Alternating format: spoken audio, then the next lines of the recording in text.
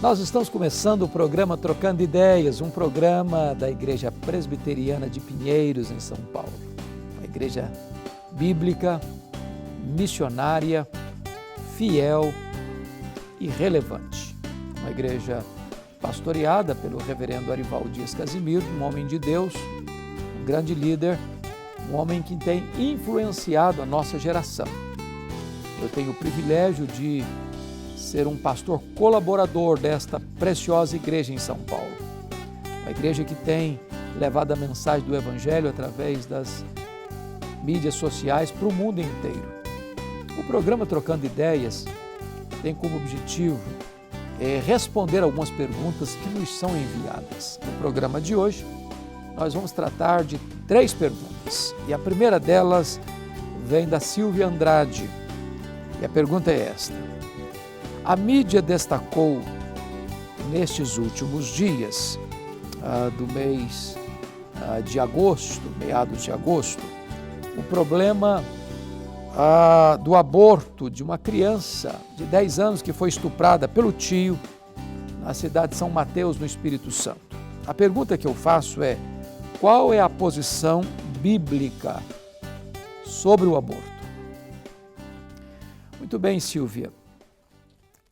A primeira coisa que eu gostaria de destacar é a crueldade de um pedófilo que abusa de uma criança, e parece-nos que esse abuso já ocorria há muito tempo, a ponto de não respeitar uma sobrinha, de pegar uma criança vulnerável para cometer essa barbárie, este crime hediondo, que deve receber todo o rigor da lei na sua punição. Nós repudiamos o estupro, nós repudiamos, sobretudo, a violência a uma criança indefesa. Com respeito ao aborto, a Igreja Presbiteriana do Brasil tem uma posição firmada, à luz das Escrituras, a qual subscrevo literalmente. À luz das Escrituras, nós precisamos ser radicalmente contra o aborto, por entendermos que a vida começa na concepção. Então, aborto é um assassinato com requinte de crueldade, porque é matar um ser indefeso, no lugar que deveria ser o maior reduto da vida e o lugar mais seguro para se sobreviver, que é o sacrário do ventre materno. Lá no Salmo 139, quando o Davi descreve sobre o poder de Deus, ele diz: Deus me conheceu quando eu era ainda uma substância informe no ventre da minha mãe. Então, o aborto, tantas vezes, por envenenamento, depois se esquartejando aquele ser, que já é um ser humano, dentro do ventre, e arrancando-o como se fosse uma verruga pestilenta, aos olhos de Deus, é um crime muito grave. A sociedade hoje, permissiva, com a ética relativa, aprova o aborto, apoia o aborto, incentiva o aborto. A palavra de Deus repudia o aborto. A única condição onde nós entendemos que poderia se pensar em não praticá-lo é quando a ciência, a medicina, com concretude, estabelece que precisa salvar uma das vidas, ou o bebê que está sendo gerado, ou a mãe. Se não há uma opção e tem que se optar por uma dessas vidas, então, do ponto de vista da ética cristã, se poupa a mãe, por já ser uma pessoa adulta, mãe, esposa, que tem responsabilidades sociais.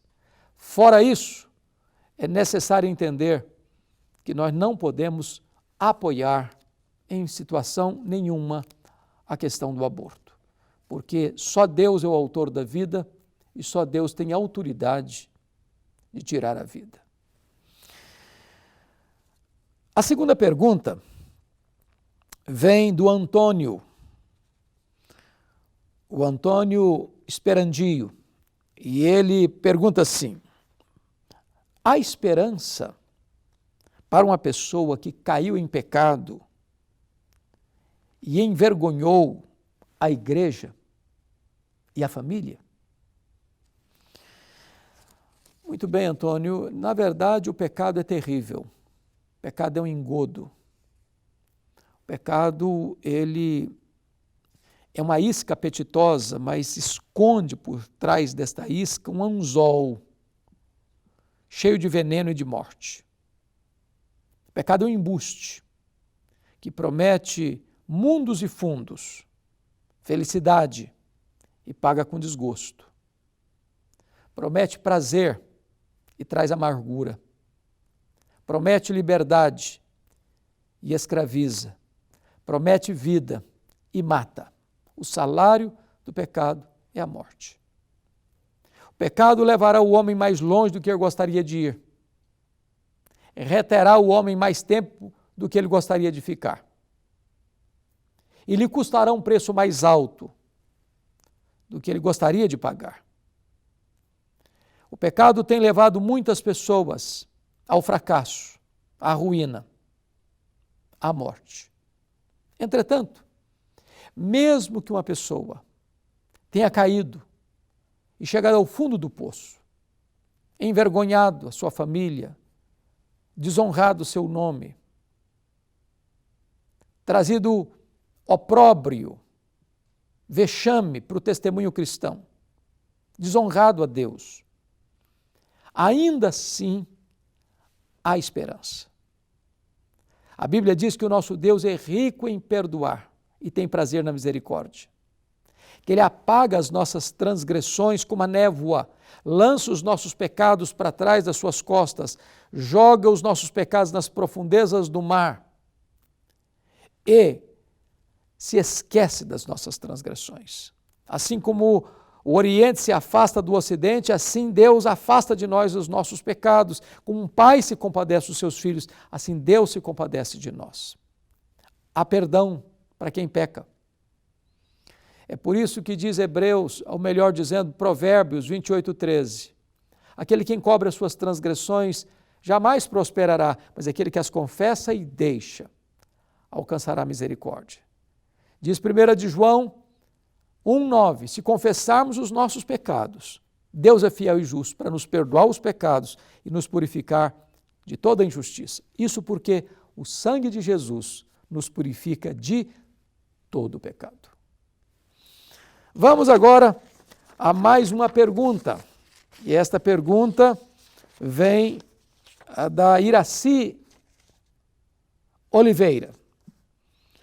E a pergunta é esta: pastor, é possível uma pessoa salva por Cristo perder a sua salvação e ir para o inferno?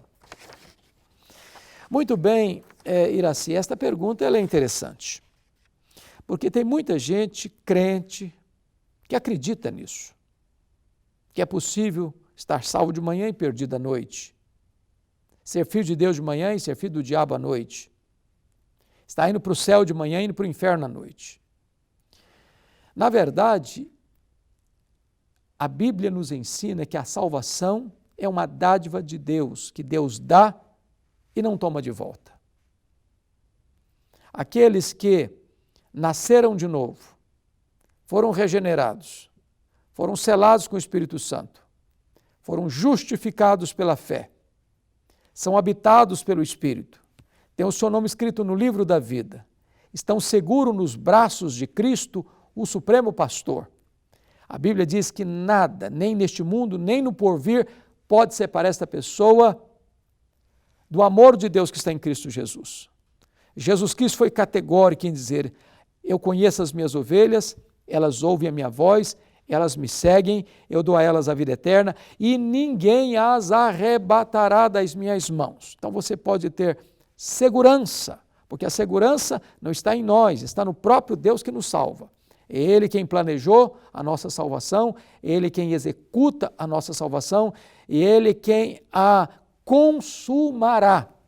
De tal maneira que está escrito lá em Romanos 8,30, aos que Deus predestinou, a esses Deus também chamou. Aos que Deus chamou, a esses Deus também justificou. E aos que Deus justificou, a esses Deus também glorificou. Uma pessoa salva não pode perder a salvação. Se perdeu, é porque na verdade nem tinha.